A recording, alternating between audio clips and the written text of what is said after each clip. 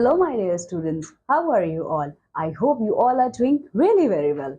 In our today's class, my dear student, we are going to start chapter number 14. And this chapter is all about, again, economic activities around us. In our previous chapter, number 13, we have seen the type of activities, and the activities is broadly classified into two main types. I hope you all remember economic and non-economic. Okay, so in this chapter number 14, we are going to see in detail about economic activity and why we are only seeing economic activity, not about non-economic activity, because economic activities help us to generate money. Okay, so we are going to see economic activities. Okay, so in the words of Kautilya, okay, Kautilya wrote a very famous economics book known as Arthashastra. Okay, so this lines are taken from Arthashastra. According to Arthashastra, the foundation of prosperity is economic activity, while the absence of it leads to material hardship.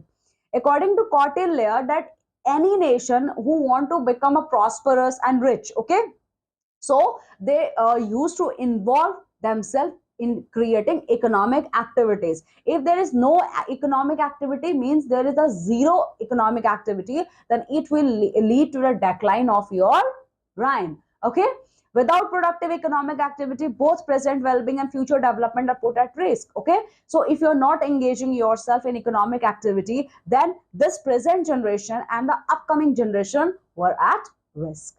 Okay, so come with me, my dear student, and let's start the chapter. In the previous chapter, my dear student, you all have seen the exact meaning of economic activity and why we need to do economic activities, and what we get by doing non-economic activities. Okay, economic activities are those activities which generate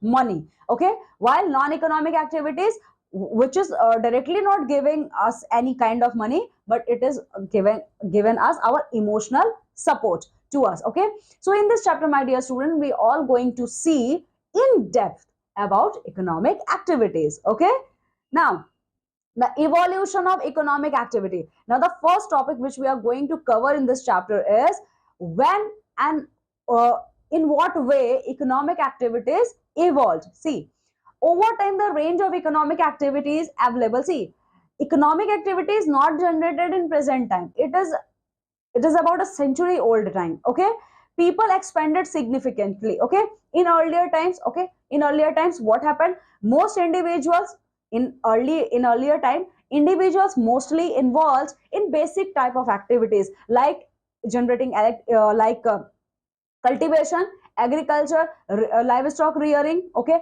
tool production, pottery and weaving. These are the major works done by earlier persons. Okay, however, when societies started developing, the range of economic activities also started expanding. Okay, in what way? The range of economic activity is expanded by creating a number of jobs. Okay, today, my dear student, in today's world, we can see a lot of number of people are engaged in a lot of economic activities like manufacturing computer, manufacturing mobile phones, drones, work in banks, schools and hotels. Okay, driving, they act as a driver, means they are driving many various types of vehicles like aeroplanes, trains, buses, etc and etc. Okay, they are also making furnitures. Okay, tailors stitching clothes, etc and etc. This all are the example of economic activity, and it also shows that in what way economic activities expanded, okay, by the passing of the time. Okay, now, see, economic activity is also divided into many types, okay, or we can say in many sectors. Broadly, my dear student, economic activity is divided into three types, okay.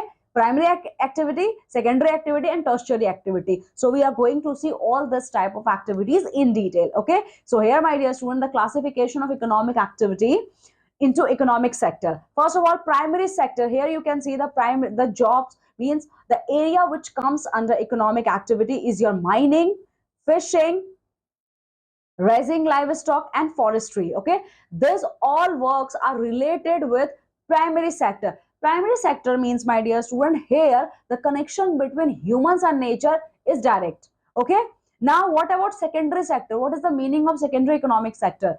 It involves water supply, solar power, construction, manufacturing. My dear student, secondary sector means we take things from nature. Okay, when we are converting those raw materials into finished goods. Okay, so raw materials are included in the primary sector, but when raw materials are converted into finished product, they comes under your secondary sector. Okay, now the third type of economic sector is our tertiary sector. Tertiary means simply job sector, service sector. Tertiary sector is also known as your service sector. It includes trade and logistic, healthcare, communication, banking. Here, my dear student, what happened in tertiary sector? We are not involved in any kind of interaction with the nature. We are not involved in any kind of converting raw materials to finished products. No, we are not involved in these things. Here, we are directly related with the only artificial things like trade and logistic. Okay, when goods are converted into finished product. Okay, now we have to supply them. Okay, then only people can buy them. Okay, so this buying process is included in your tertiary sector. Okay, healthcare sector. Healthcare is also the example of a tertiary sector because here doctors give their services. Okay, communication sector and banking sector, your schools, hotels, this all comes under your tertiary sector. Okay, now in detail we are going to see the first sector, that is our primary sector. My dear student, primary sector involves economic activities, means primary sectors are those economic activities which is directly involved is which is directly involved with nature, means interaction between humans and nature is direct here. Okay, these activities are totally dependent upon the natural resources and are the foundation of the economy. Always remember, my dear student, if there is no primary sector, then there is no economic sector, because primary sector is your foundation of economic sector. Okay, examples of primary sector you can see here: agriculture. In agriculture, cultivation of grains and vegetables. Mining means you are extracting coal, petroleum, and any other materials and then convert into finished products. Okay, fishing, livestock, and forestry. Forestry means you are going to collect wood from forest areas. Okay, so this is the example. Raising livestock, it is the example of your primary sector. Okay, now secondary sector. What is the meaning of secondary sector? Secondary sector involves, my dear student, economic sectors that transform raw materials into finished product. Okay, this sector includes manufacturing and construction activities mainly. Okay, mainly manufacturing and constructing work comes under your secondary sector. Examples you can see: grains harvested in the primary sector. Okay, grains. See, first of all, grains are present in the agricultural form. Okay, when farmers sell those goods in when the farmers harvest them. Okay, in harvesting season, that activity comes under your secondary sector. Okay, harvest grains harvested in the primary sector processed into flour in mills. Okay, grains are converted into grains are converted into flours, and those flours from where we get? Through meals. So meals, so the structure of meals comes under your secondary sector. Okay, wood from tree is converted. First of all, wood we get in first of all we cut wood through primary sector. Okay, and in secondary sector when it comes, those cutted woods are converted into furnitures and papers. Okay, cotton. Okay, production of cotton in your primary sector. When those cottons are produced, they are used for manufacturing clothes. So this manufacturing of clothes comes under your secondary sector. Okay, the secondary sector also encompasses the construction of infrastructure. Okay, in secondary structure, my dear student, we can also see the construction of infrastructures like construction of road, railway, bridges. Okay, generation of electricity, generation of gases, water, etc. and etc. This all comes under your secondary activity. Okay, here you can see, my dear student, textile industry. Okay, many industry, all industries and factories comes under your secondary activity. See, primary, always remember, primary means you are talking about nature. Secondary means you are talking about industries or manufacturing units. Tertiary means you are talking about service sector only. Okay, tertiary is also known as your service sector. Okay, you all know, provide support to primary and secondary sectors. See, wood we get through primary sector. Okay, and with the help of secondary sector we have converted it into furniture. Now after converting those furniture, what we are going to use, what are the use of those furniture? Now we are going to sell them. Okay, so we are going to sell those furniture by using tertiary sector. Okay, it includes a wide range of services like production and distribution of goods. For example, transportation services move goods from farm or factories to markets, while retail services make products available to customers. Okay, other examples of tertiary sector is healthcare sector, educational sectors, banking, communication, hospitality. These all are the examples of our tertiary sector. Okay, so grocery mall shopping is an example of tertiary sector. I hope, my dear student, the concept is quite clear to you all. The types of economic activities. My dear student, always remember these three sectors are interrelated. If any one sector is absent, then rest of the two collapsed. Okay, example, you can see the best example of interdependence of all these three sectors on each other is the Amul. You all know Amul brand. Amul is the world famous brand of India. Okay, milk production. Okay, dairy product it produces. Okay, see Amul, in Amul dairy production, my dear student, first of all, primary sectors comes. In what way? Here, farmers who are related with the primary sector, they produce milk. Okay, they produce milk. Farmer is producing milk. It is the work of primary sector. Now, those milk is processed. Okay, those milks are processed in the factories and it converted into butter and cheese. Okay, so here factory comes. So once a milk in primary sector now converted into butter, cheese, and all dairy products, it is called as your secondary sector. Okay, now these products are transported and sold in the market through retail store, through departmental store, through grocery shops, etc. and etc. It means tertiary sector. Okay, each sector play a crucial role in the overall economy. So you can see, my dear student, through this all these three sectors are important for the overall growth of the economy. Okay, the real example is the Amul dairy product. Okay, this is the best example of showing interdependency of all these three sectors. See, Amul dairy is founded in 1946 in a small town named as Anand in Gujarat. Okay, see, Amul is a symbol of a cooperative movement. Okay, and why it is a symbol of cooperative movement? Because due to this Amul dairy farm, the white revolution speed up in our country India. I hope you all know white revolution meaning.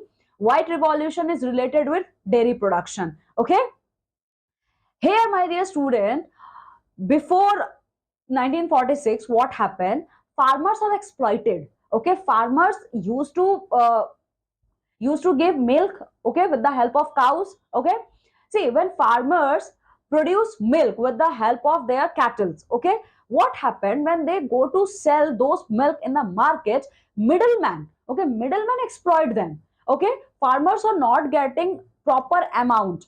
Okay, farmers are not getting proper money in exchange of their dairy products. So now Amul, so through removing this middleman, Amul dairy production established in Anand in 1946. Okay, in the words of Dr. Varghese Kurian, okay, Varghese Kurian, Amul became the engine of India's white revolution. Okay, India's white revolution. You all know, my dear student, about Dr. Varghese Kurian. Who was Dr. Varghese Kurian? He was the famous, okay, he was a famous personality related with the white revolution in India. Okay, see, this Amul, okay, this Amul brand helped in this Amul brand actually revolutionized white revolution in our country India, because it gives power, to the farmer to become a owner. If the farmer will act as the owner, then the owner will get the exact money. Okay, or means the farmer will get the right amount of money in exchange of those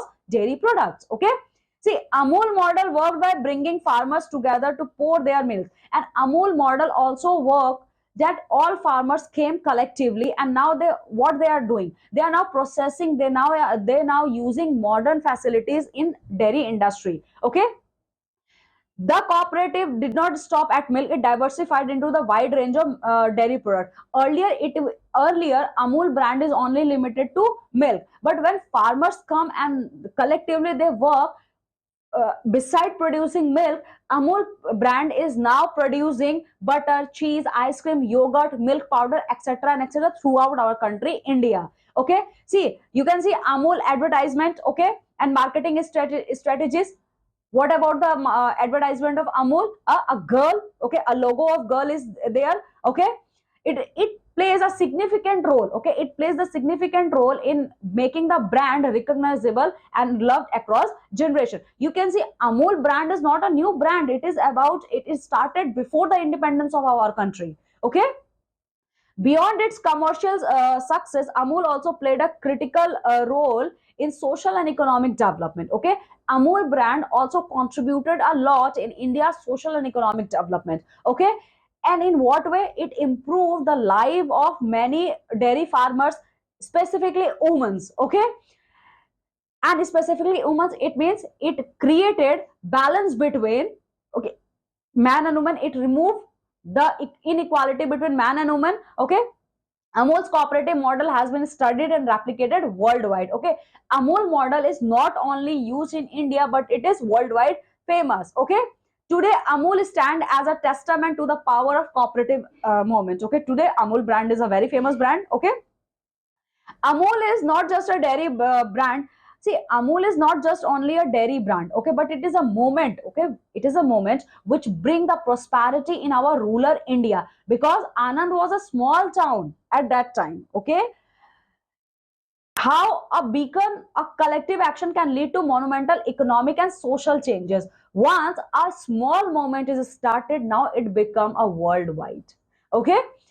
Amul offers a wide Amul offers a diverse range of high quality dairy product. Okay, like your milk, cheese, butter, even ghee also. Okay, established. First of all, Amul was established as a cooperative movement. Now it extended beyond the production of milk.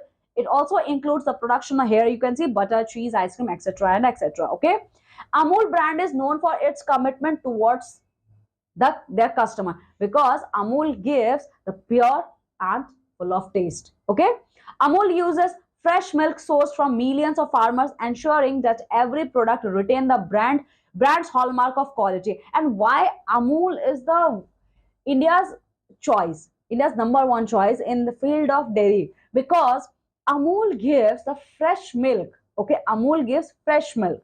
And why it gives fresh milk? To retain the brand value. Okay, because Amul is a brand. Okay, from the iconic Amul butter and processed cheese to flavored milk drink and ice creams.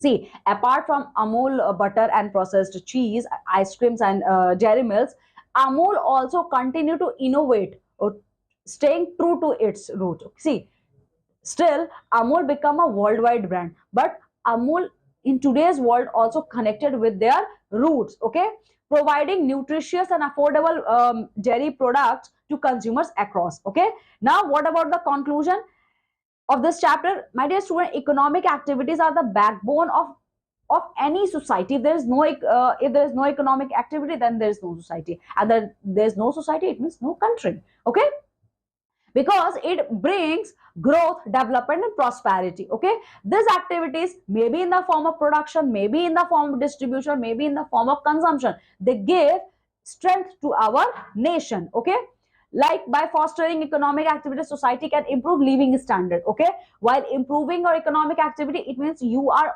you are improving your own standard of living. Okay, due to this, due to economic activities, a lot of job opportunities are created. Okay, and if there is job opportunity, it means unemployment rate will decline. Okay, and ensure, and it economic activities also ensure the sustainable development of our community, both in the rural and urban context. Okay, the continuous engagement in meaningful economic activity is crucial for maintaining prosperity and ensuring a stable future for generation to come. Okay, we have to maintain our economic activity, because we are not only responsible for our future generation, but we are also responsible for our future. See, we are not only responsible for our present generation, but we are also responsible to giving economic stability for our upcoming generation also. Okay, so my dear student, the next topic is your the transformation of pulp into paper. Okay, you all know the transformation. Okay, paper industries are related with your secondary activity. So in what way pulp is transformed into paper? First, pulping method is, first of all, you are going to separate and clean the fibers from the wood leg. Then bleaching method come. In bleaching, what we do, we enhance the whiteness of that pulp. Okay. Then diluting process, through diluting process we create a thin suspension of that pulp using water.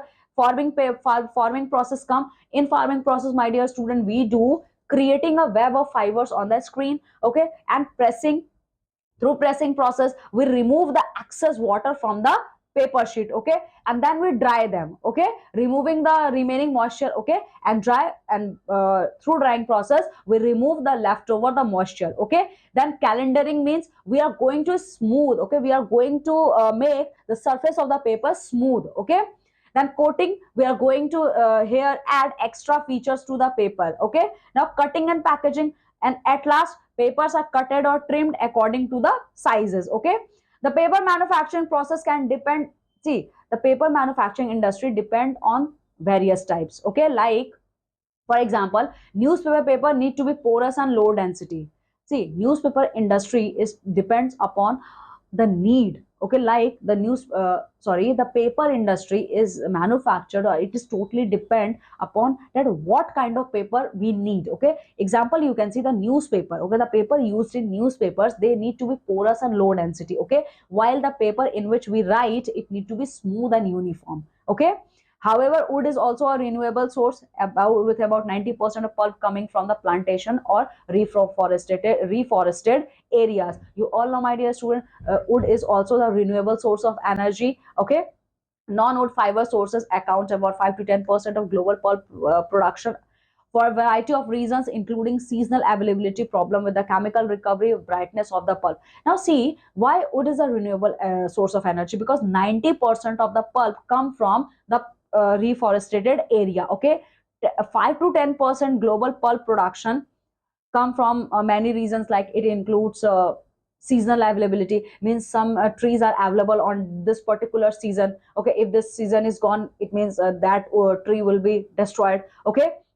In China, as of 2009, a higher proportion of non-wood processed pulping increased with the use of energy and water. Okay. So in this way, my dear student, you can see the paper and pulp industry work. First of all, trees are grown, then it is converted, debanking and drum. Then with the help of cheaper here, the refinery work is done with the method of bleaching. Okay. Then it is converted into paper make, then it is put in paper making machine, and here, my dear student, papers are made. Okay. And papers are, when destroyed, it is curbside collection. Again, it is going to be recycled. Shorting or pulping, then we are going to delink, means the things which is written on that paper, we are going to remove them. Okay. Cleaning and fine screening, and then again it is recycled. So this process is a continuous process in paper and pulp industry, my dear student. Okay. So here you can see the key highlights. These days, used paper is recycled to make a new paper. Nowadays, my dear student, what happened? The used papers are recycled to make a new paper. In this way, we can conserve our trees also. Okay. Through the process of recycling, we are going to save 17 trees as well as 2.5 cubic meters of landfill space. Okay.